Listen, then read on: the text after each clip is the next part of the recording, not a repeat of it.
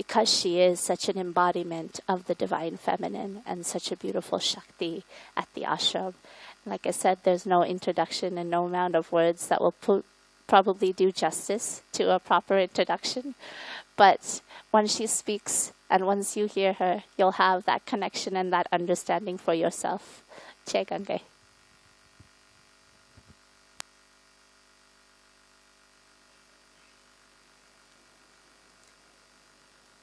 Jai Gange, and thank you to our beloved and beautiful Ganganandini Ji for that beautiful introduction and also overview of different service initiatives and projects.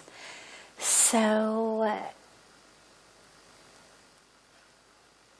we've got two options, and I have a bit of a preference, but I'm happy to leave the decision up to you. Option one is I give you a talk about Navratri. Happy to do it.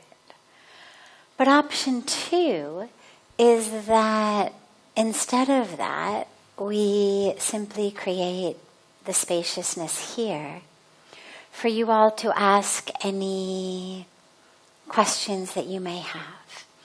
And I'm very happy with that too. It seems like, it's like I have something flying in my hair. Oh, there we go.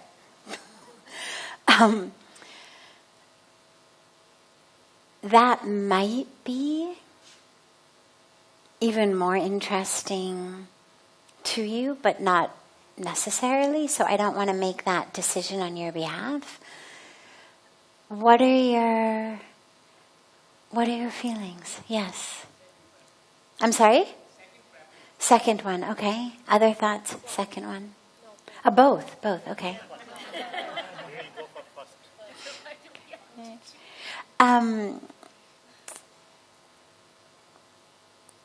Well, let's do this. If you are really deeply interested in a talk on Navratri, raise your hand. Okay. If you would prefer to use all of the time we have for whatever questions you have, raise your hand. Okay, so we'll do a bit of a talk on Navratri, but I'll try to do it in such a way that we end up with plenty of time as well for questions. Good. So, for me, one of the most beautiful aspects of the Hindu tradition, the Vedic tradition, what we call Sanatan Dharma, is the reverence for the feminine. It's the only religion I know of in the world, the only culture I know of in the world that goes beyond a level of equality and respect, actually into a deep, deep reverence. It's certainly the only religion I know that has 18 unique days a year dedicated exclusively to the worship of the Divine Feminine. Now, on these days, we celebrate the Divine Feminine in many different forms. And in the Ganga Aarti, in videos that we've been posting online, I've been doing a bit on each individual day, because every day is a different aspect of the Mother Goddess. But there's also another really beautiful about it that I think would be really helpful and meaningful to share for you all, which is we've got 9 days. And it's said that on the first 3 days, the energy of the Divine Mother in that form of Ma Durga or Ma Kali, sort of that fierce form that I was speaking about last night even in the Aarti, that form of destruction, disillusion, removing from you all of that which is holding you back, that form is really, really present on the first 3 days. On the second 3 days, the form of Mahalakshmi, this embodiment of abundance and prosperity. And then on the last 3 days, the embodiment of Ma Saraswati, or wisdom. And to me, it's really beautiful to think about like that, because it really includes not just the 3 different aspects, but kind of how that feminine principle, how that mother goddess works through us in order. So if we begin with that aspect, that fierce aspect, the aspect that people talk about being afraid of, well, what's she here for? She's here to quite literally kill the demons. Like, those are the stories. Every night as you read the story of the different embodiment of the mother goddess, it's this form of the goddess, and here's the demon she killed. Here's the weapons she has in her hands. Here's where she killed the demon. So she's here to remove that negative energy. And there are great stories, and they're wonderful stories, and I always love it when the hero of the story against the huge demon is actually the goddess. Just because there's something very beautiful about the feminine principle doing battle with and vanquishing the demonic energy. But ultimately, when we go deeper, what we realize is, oh wait, that's not just outside. I mean, all of these teachings, they're not just great stories. They're actually all about us. I mean, even when you go into the epics, the Mahabharata, the Ramayana, yes, they happened. Yes, there's history. Yes, more and more these days, actually, through science, we are uncovering evidence. This is not mythology.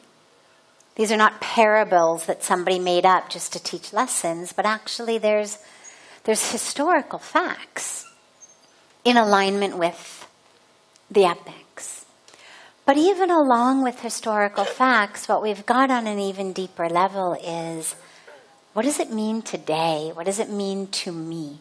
How does it impact my life? It's not just, oh yeah, thousands and thousands of years ago.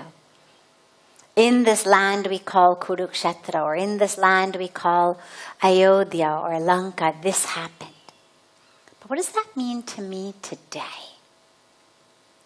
And so when we look at the demons, the goddess is slaughtering, each of them represents different aspects of our own ego. And there isn't a lot of time to go into the specifics right now. I'll give you an overview. We do have a whole series on YouTube of literally every single day, that goddess, that ego, that energy center chakra. So you can dive more into that online. But the forms of the ego are things like I-ness, mine-ness, insatiable desires. These aspects of the ego that bring us into illusion, that make us think, I am separate. I am the one. It's all about me. And of course, this functions on both a positive side and a negative side. So it functions in the, I am the smartest, I am the best, I am the most capable. And it also functions in the exact opposite. I am useless, I am worthless, I am stupid, nobody likes me. They're both games of the ego. They're just different faces of the same ego. But in both cases, it's all about me. As this individual, distinct, separate me-ness. And of course, along with that comes mine-ness, this sense of this is mine, whether it's an achievement, an accomplishment, a right, a possession, a title, an earning, whatever it may be. But this mineness. There's a very, very beautiful teaching in the Upanishads that I typically quote for a different reason, and I'm going to quote today for a different reason. And the teaching says, Ishavasymidam sarvam, yat kincha jagatyam jagat, tena tyaktena bunjita, ma gridaha kasya svidhanam. And it means, what I usually quote it about, is that everything in the universe is pervaded by the divine. There's nothing that is not divine. And therefore, by definition, it means care for each other, take care of the creation, live consciously, take care of our environment, don't hoard, etc. The second bit, though, says, therefore, be very careful. Because nothing belongs to you. Nothing is yours. And one way of interpreting it is nothing is yours because everything is the divine's. Therefore, take care of it, tread lightly, tread lovingly, tread consciously. Another way of looking at it, when you drop into the Advaita Vedanta way of thinking, is nothing is yours because everything is God. There's nothing but God. How can you own God? If everything is just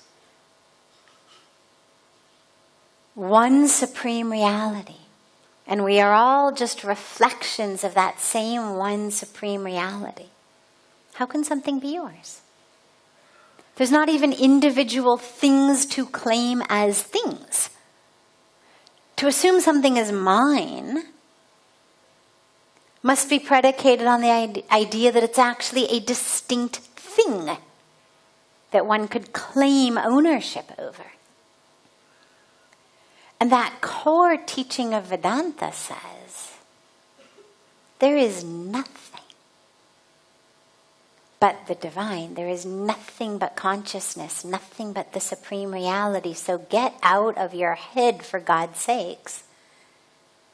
Let go of this illusion that you are somehow this separate being, that somehow you could own something, possess something.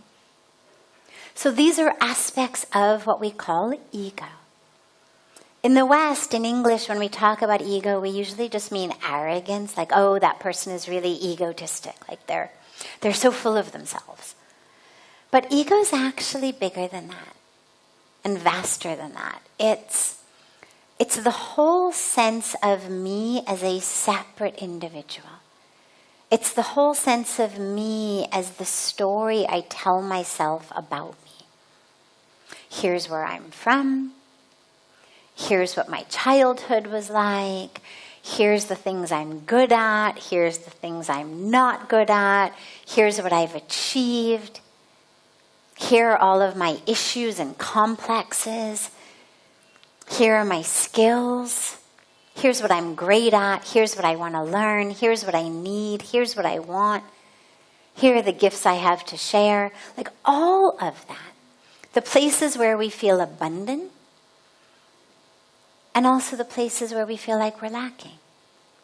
It all comes under the umbrella of what we call ego, because it implies and necessitates an idea that I am a separate individual with a story. That I am the story, that I am the body, I am the history. So the mother goddess comes in, and she annihilates this ego. Along with it, the desires, because of course, if I'm a separate being, then I want more and more. Possessions, money, acclaim, power, love, respect, etc., etc. She comes in and she literally does battle with all of these different demonic beings as they are personified in the stories.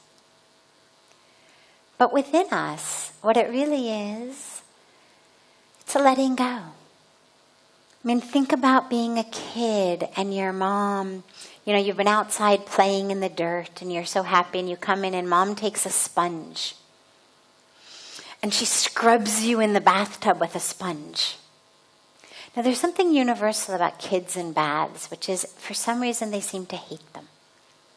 All over the world, I've seen little naked kids running through the house, yelling, "No, no, no, no," whenever moms are trying to get them into the bath. Now, you would think that the kid would be really happy. Like, hey, this is so great. I went out, I got all dirty. Now there's this being who's prepared to scrub me clean in a bathtub full of warm, sudsy water. Like, what could be better? But somehow, universally, naked kids run through houses yelling, "No, no, no, no." There's an attachment, even before we can articulate it or understand it, to that dirt that I've just accumulated. And there is a fear of getting scrubbed clean, of getting that dirt removed, of being free of that which is not the true self. In this case, the naked self, but we're talking on a deeper level, the true self. But you think about the mother. Well, the mother's just there to do you a service. She doesn't want to hurt you. She's not going to hurt you. She's very loving, but she knows you need to be scrubbed clean. So she's going to do it mercilessly. You can scream and cry. She's going to scrub you anyway, with your best interest at heart. And this is what I love about the goddesses when you look at them. Some have 10 hands, some have 8 hands, some have 6 hands, but some have 4 hands. But inevitably what you're going to see is some hands have these weapons. They're fierce, they're strong. And then they've got hands in the blessing mudra. They're blessing us. Those weapons are there to bless us, actually, to free us of that dirt. And so the first few days of Navratri, it said, in some ways it's the whole time, but especially the first few days, are really that clearing out time of that fierce mother energy just sweeping through you. I think about Mother Ganga like this a lot. Here we are on her banks, and for me, one of the really powerful meditations that I do and love to share is this meditation of really feeling Ganga flowing through you. Just a couple months ago in the middle of the monsoon season, she's super high. You can't believe it. It's like Ganga takes over Rishikesh. And she sweeps through. And she sweeps through everything in her path. Homes, hotels, cars, shops, whatever it may be. And she just sweeps everything up. In fact, in the story of Ganga first coming onto earth, she swept away all of the priests doing all of their pujas along the banks of the riverbed, and hence she agreed, and Lord Shiva agreed, that she would come instead of just in this intractably powerful form, washing everything away, that she would come first into Shiva's hair and then come out of his hair much more gently onto the earth. But her form is this, you hear the word rambunctious sometimes, but I don't actually think that's the right English word. It's much more an intractable, unharnessable power, Shakti, of that spirit. And I think about her sometimes with this, where I feel as I meditate her waters literally flowing through. And you think about, like if you had a pot, if you've been cooking khichdi and it's kind of still stuck to the inside of the pot, and then you run fast water from your tap over it. Well, even if you don't scrub it with your hands, that fast water inevitably is going to get a whole bunch of the gunk that is stuck to your pot away. If you held it under there long enough, if you weren't worried about wasting water, and the water were powerful enough, you almost could clean the pot without actually ever putting your hand in there. And I think about and feel her waters like that, just flowing through us, clearing from us. Ego, ignorance, illusion, attachment, all of that keeps us so stuck. So those are the first 3 days, but again, it really pervades the whole time.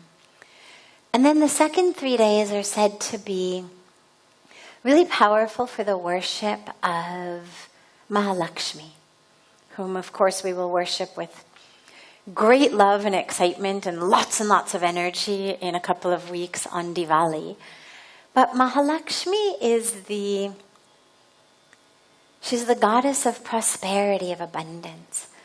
But she's really misunderstood because people think she's the goddess of cash. And she's not. She's not an ATM machine. She's not a bank teller. It's not about you put in your card into the wall or you put a tilak on her and suddenly cash flows out like you were standing at some divinely cosmic ATM machine. She's the goddess of real abundance, real prosperity, which is all about how we feel about what we have rather than actually what we have. I have known, and I imagine many of you have known, plenty of people who are financially really rich, but whose felt sense experience is of not having enough. And so even though you may look at them and think, oh my God, if I only had that much money, but the person who has it is actually moving through their world with a profound sense of lack and not enoughness. So essentially they're poor. It doesn't matter how much they have. And then there are people, easy to find in India, especially in the Indian villages, who have nothing by our Western standards. And all they want to do is share. We just had this beautiful experience when we were up in Yamunotri, where first time I've ever been there, didn't know anybody there in advance, had never met anybody, hadn't done some kind of program there, nothing. We were just there as pilgrims. And on the very first day there, these beautiful people just insisted we must come to their house. Not wealthy people at all. And we were, 8, 9, 10 people? You must come home. Come for lunch. Come for tea. We agreed. We went over in the afternoon. And they shower you. Flowers and malas and shawls and gifts and not just, more and more cups of tea, but they bring out the nuts and the things that are really expensive. Nuts seem really simple to us from abroad, but they're actually really quite expensive in India. They're considered quite a luxury here. People we don't even know. People who absolutely are not financially abundant in any material way. But all they want to do is give and give and give. And God, if we had stayed for lunch, they would have dinner, they would have been so happy. That's abundance. That's actually the gift that Mahalakshmi gives us, is the awareness that regardless of how much I have, my cup runneth over. And once we have that experience, which actually arises from divine connection, that's the key. That is what is needed to know my cup runneth over. Because when I have a connection to the divine, in any religion, it doesn't matter. The divine by any name or any form or any path, it doesn't matter. But when I have that connection, then I have everything.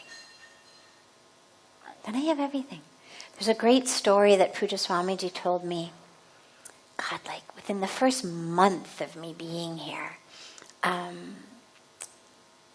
And it was a story of a king. He told it to me as I was doing one of my very first sevas, which was a translation of the prayers that we sing in the 5 o'clock in the morning universal prayers that are in Hindi.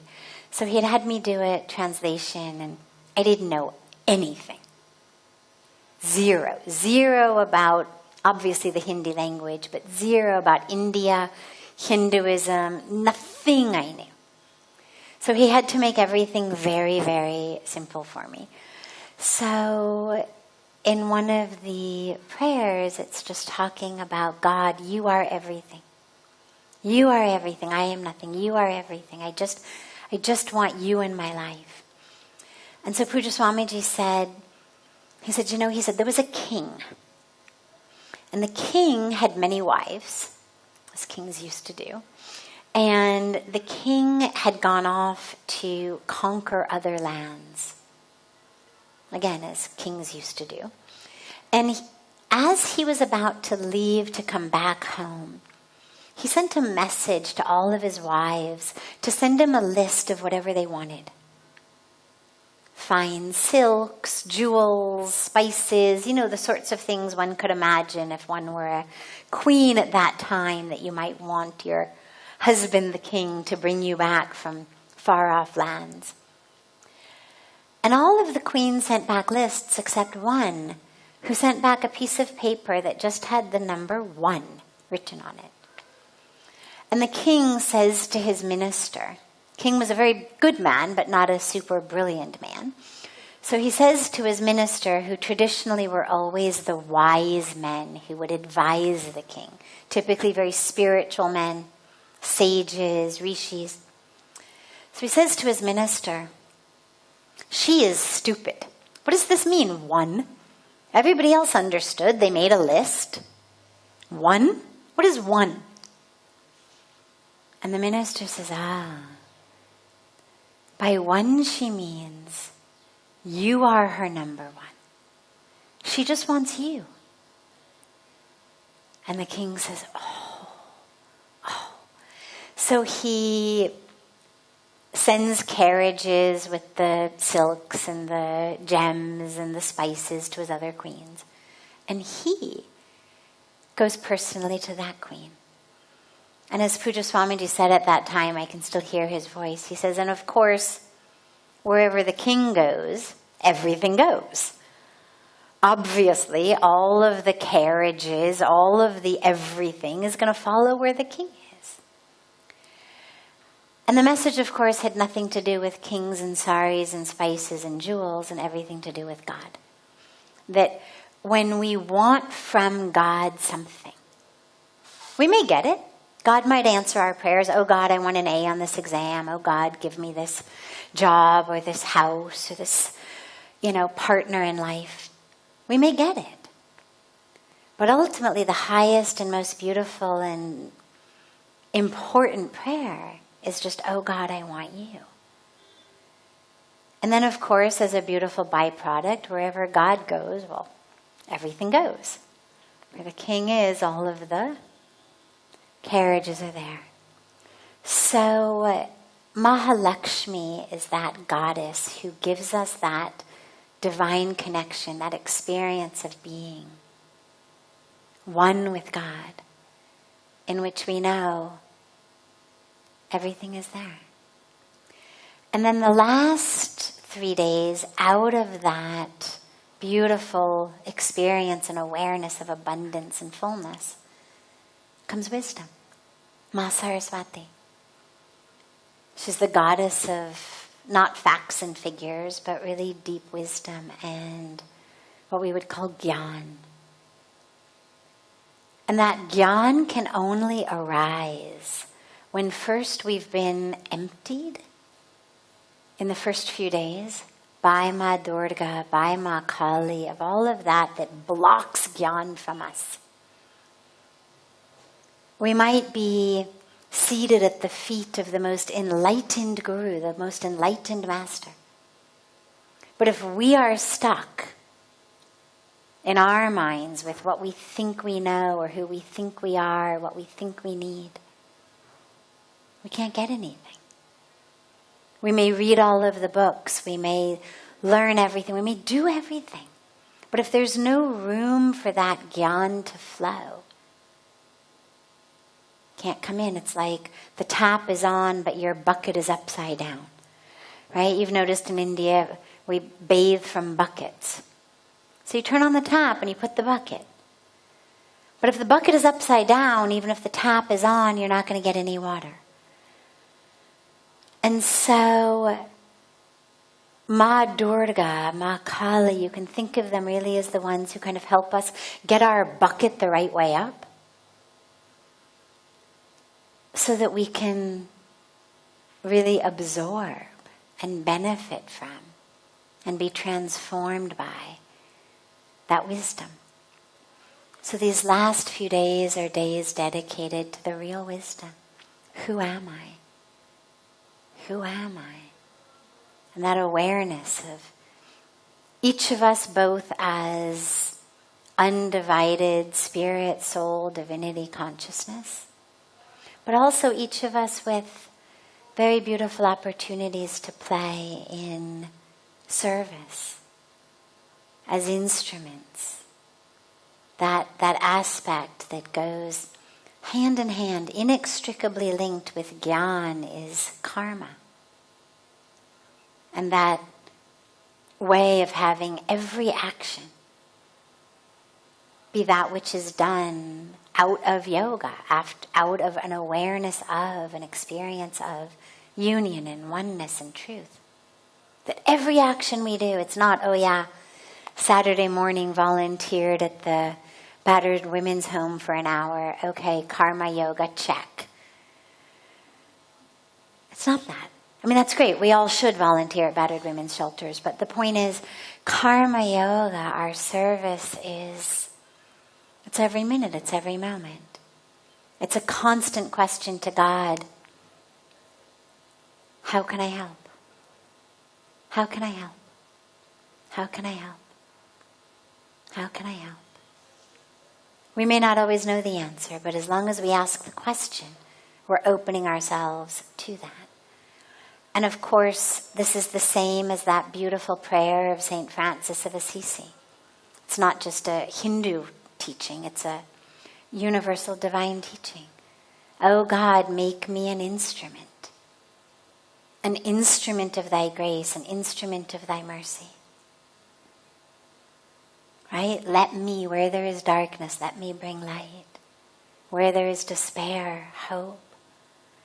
This is what we're here to bring. So,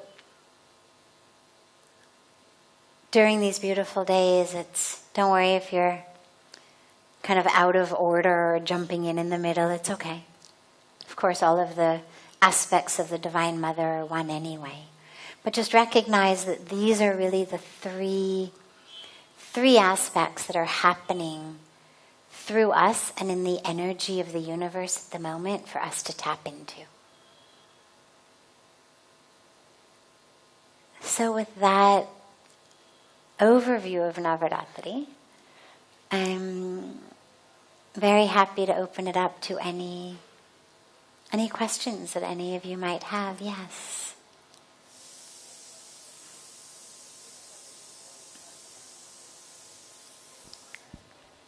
Sorry, it's two questions in one. That's okay. My spiritual life is full of doubts, I think. My spiritual life is? Full of doubts. Oh, full of doubts, okay. So the first question is, do you have some? And the second is, if yes, what do you do with it?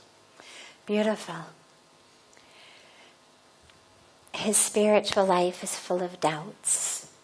Do I have doubts? And if so, what to do about them? I don't have doubts about God. I definitely have doubts about my ability to channel God's presence. I definitely have doubts about my ability to step up as the clear channel that I so much want to be, and to be that clear channel through which God can flow. A prayer that I have every day, I've had it for 27 years and it is still the most powerful prayer for me, is essentially just, oh God, make me worthy. Make me worthy. Wash through that within me that is blocking me from seeing you, knowing you, serving you, being a pure vessel for you. So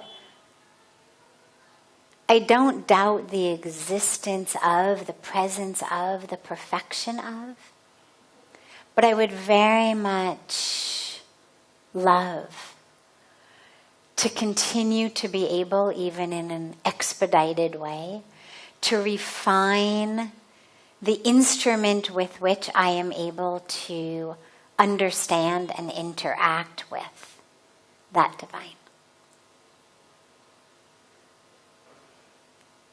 Yes.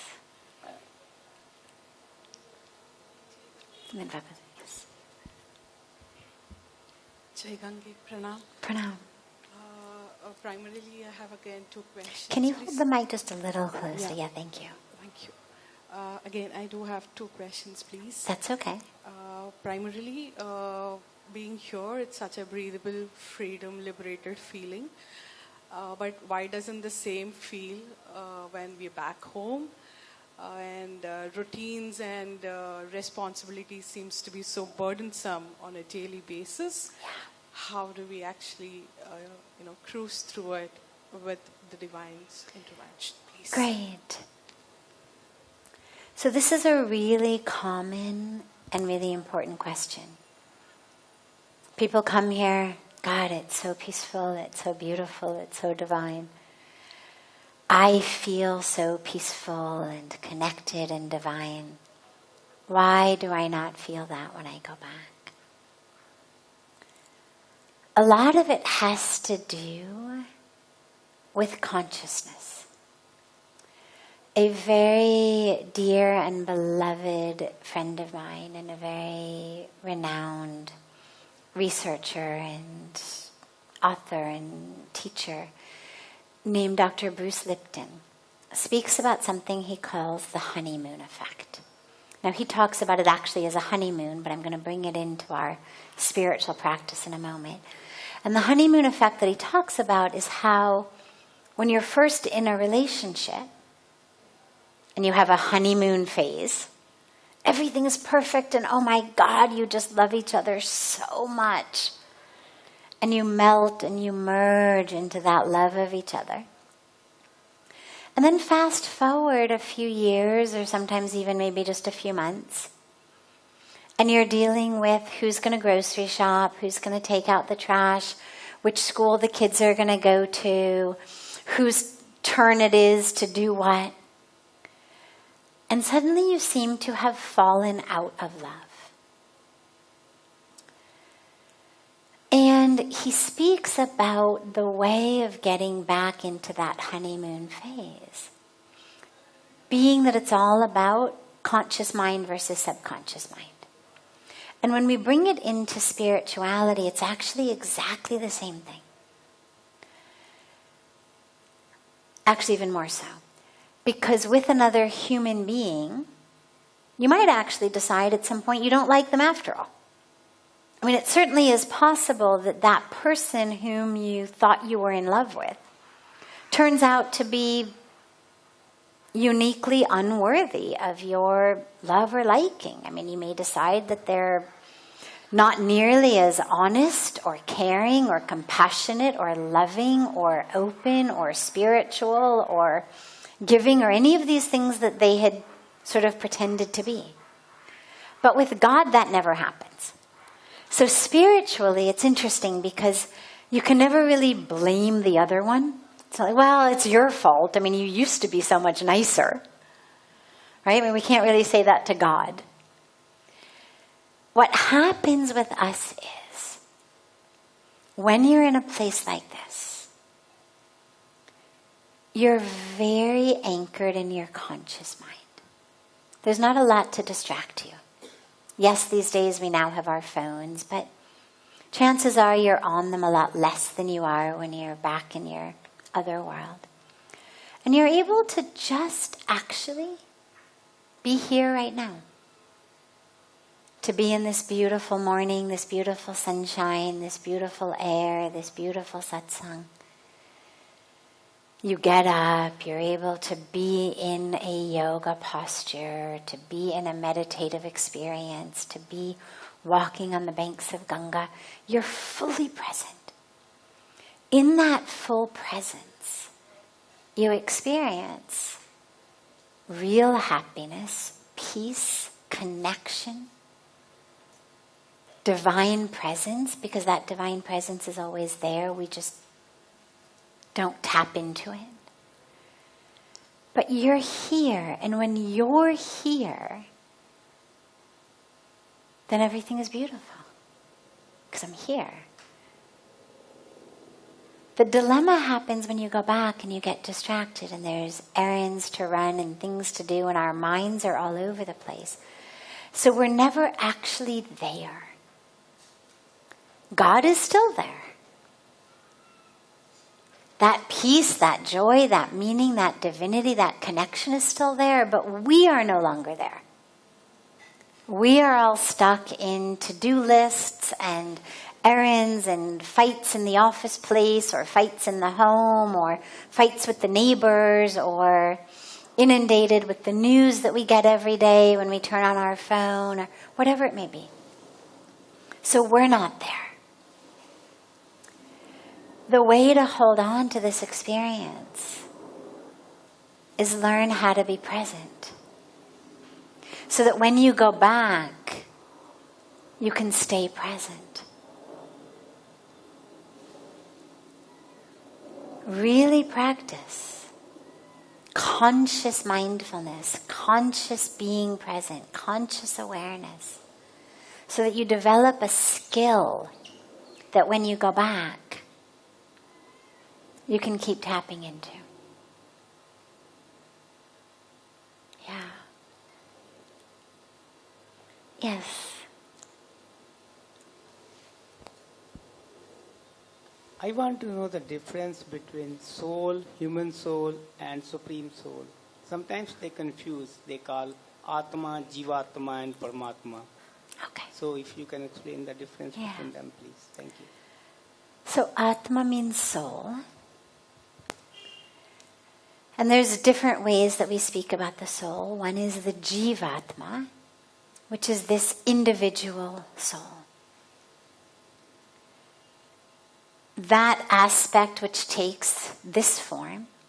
Now that soul has with it a karmic package, right? We know that our soul is having birth and death and birth and death. In order to work through its full karmic package, its full karmic journey. So my karmic bank account is that which is going to stay with me from one life to another life. So the Jiv Atma is that soul which is attached to, joined by, my specific karmic package. I may have a different body, different name, different shape, different everything in the next life. But the karmic package is still the same. It also has the subtle body. When we speak about, I won't go into it now because it's a whole other lecture, but when we speak about the 5 koshas, maybe that's something Gayatriji can talk to you about at some point. But when we speak about the five different koshas, the different bodies, beginning with our physical body, the Annamaya kosha that's made up of Quite literally, the food we eat creates our body. Then we move through our vital body, the body of the prana, the body of the mind, the body of the intellect, and ultimately the bliss body, Anandamaya Kosha. But I mention it here because other than the physical body, the other bodies are what we consider the subtle body. That travels with the soul. We also think about it as man, buddhi, ahankar. Stays with the soul. It's why we do sadhana. It's why we pay attention to sanskaras. Otherwise, why bother? That which you learn, you don't carry on to your next life. So you got to learn algebra again. You're going to have to go through, learning how to spell all over again. You don't get to take it from one life to another life. But the impressions upon the mind and the intellect, what we call sanskaras, but you can think about them as kind of neural impressions, habits of my psyche, habits of my way of thinking, aspects of my ego, my ability to access truth versus falsehood. That stays with me. All of those fruits that my sadhana gives me of understanding truth, working through my ego, that stays with you. That's the subtle body, or aspects of the subtle body. So Jiva Atma is that which is the soul. It's not impacted by my physical body. It's there long after my physical body dies. But it is individual in that it has my individual karmic package, my individual subtle body. The sadhana that I do in this life is impacting that subtle body that travels with the soul, that's going to determine my next birth. Paramatma, the Supreme Soul, is that into which my Jiva-atma merges when my karmic journey is complete. When my karmic bank account is at 0, the Jiva-atma, individual soul, merges into the Supreme Soul like a drop merges back into the ocean. Every drop of water on earth is going toward the ocean. You can take water to the top of the tallest building and drop it from there, it's going to come down. We call it gravity, but the reason that it works, gravity is just a name for it. The reason that it happens is because water is returning to its source. Water evaporates by the clouds, it gets carried by the wind, it gets dropped in all different places, but regardless of where it's dropped, it comes down. Over the ground, under the ground, always going back to the ocean. Until ultimately that drop merges with the ocean. Along the way, we may call it Ganga. We may call it the sewer. We may call it my swimming pool. It's being dropped in a whole bunch of different places and therefore having different names and different forms, just like this Jivatma is taking different names and forms along its journey. But ultimately, when that drop of water merges back with the ocean, there's no more Ganga, sewer, swimming pool. It's just ocean. When my karmic package, my journey is complete, then my Jivatma merges back into Paramatma. And that is the time that my subtle body finally disintegrates. Otherwise, it stays with the individual soul.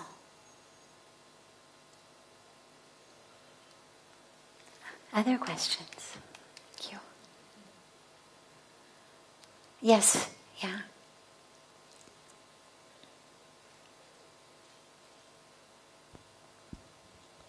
4 years back. Hello.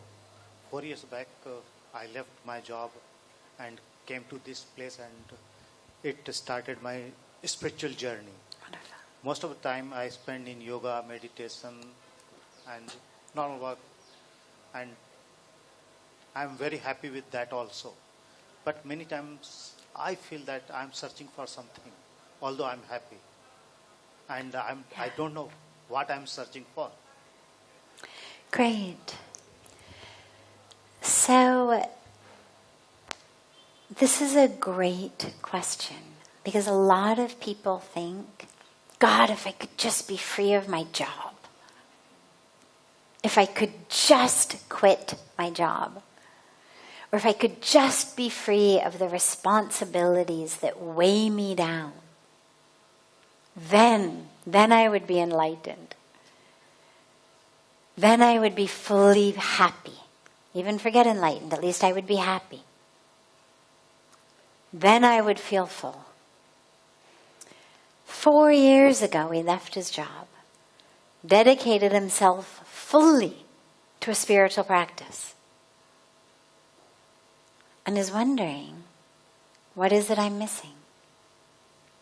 What is it that's not there? The practice is that which enables us to be open to the truth. But you've got to access the truth, otherwise you still feel empty. And that which you're missing is an experience of the fullness of who you are, which interestingly and ironically, as far as this case goes, so many of us are able to access actually through work. This is why karma yoga or seva is spoken about and emphasized as one of the most powerful ways to actually experience divine connection. Most of us think, oh, work, if I could just not have anything to do. But actually, when that work becomes work that you're doing selflessly, doing it for others, doing it not with an intention of what I'm going to get, but just for the experience of doing it. And it's interestingly also why in so many places the seva that's given, it's not a policy we have here usually, but in a lot of places the seva that's given is the most menial, uninteresting, low level, not respected. I mean, you have people come in who are doctors and lawyers and whatnot, and they're cleaning toilets. They're chopping carrots. They're mopping the floor. We have a bit of a different philosophy here, which has much more to do with actually using people's skills and abilities and hiring people who really need the money to clean toilets and mop the floor and chop carrots. But either way, the point is that the spiritual experience that comes through seva comes not in what you're doing, but it comes in the act of doing it selflessly. And so whether you are cleaning a toilet or designing a website or writing a grant proposal or working with kids or filing papers or stuffing envelopes or doing dishes or whatever it may be, high level, low level, difficult, easy, doesn't matter. They all have one thing in common, which is to be done simply as instruments. That it's not, oh my God, I'm a doctor, you got me sweeping the floor? Like, come on, I've got 5 people who do that for me at home. Like, really? That's what holds you back. But the joy, the gladness with which in seva we serve. I remember when I first came here, I was a PhD student. Now, it was 1996, so the internet was not yet a big thing. We had AOL Mail. But computers were big. I mean, everybody had a computer. I had never seen anybody, I think One time as a very young kid, I had seen somebody in my dad's office on an electric typewriter, but otherwise, we were learning computers from the time I was in elementary school. And I'm 52 now, so. But I come here, and the first seva that Puja Swamiji gave me was, second seva, take it back, second seva. First seva he gave me was just a manual correcting of phone numbers on cards. That was funny because my handwriting is awful. In any case, second seva he gave me was correspondence. Simple, basic correspondence. He was getting invitations to different things and wanted to send blessings to people and regrets that he couldn't come. And they handed me a typewriter, not even an electric typewriter, manual typewriter. Those of you who are young and have no idea what I'm even talking about, Google it. Pale blue, keys, individual keys that popped up and down like that. I mean, forget typing like this, because the amount of finger strength that it actually took to push each key down was incredible. You made a mistake, forget Control Z. You pull out a bottle of whiteout, and you go in between the ribbon and you white it out, and then you wait 30 seconds, and then you move the thing back and you retype the new letter.